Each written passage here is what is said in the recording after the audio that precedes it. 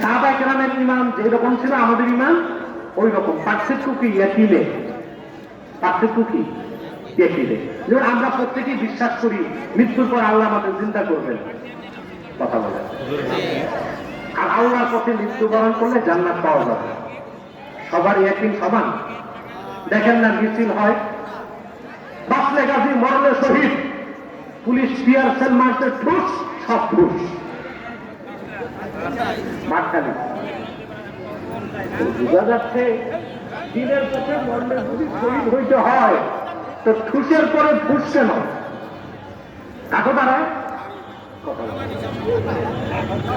এর মানে বিশ্বাস আছে, ইয়াকিনটা পুরা নাই। হযরত ইব্রাহিম বললেন, আল্লাহ আমি বিশ্বাস করি তুমি মৃত্যুকে জিন্দা করবা, ওয়ালাকিন লিয়াতমাইন্না কলবি। এখানে সব মুফাসসির একমত, লিয়াজদাদা ইয়াকিনি, চোখে দেখলে আল্লাহ আমার ইয়াকিনটা বেড়ে যাবে, এইটাই, আর কিছু না। আল্লাহ হযরত ইব্রাহিমকে বললেন, ফাখুস আরবাআতান মিনাত তায়র ফাসুরহুন্না ইলাইকা, চারটা পাখি ধরো। কটা পাখি? আর তোমার কাছে পোষ মানাও।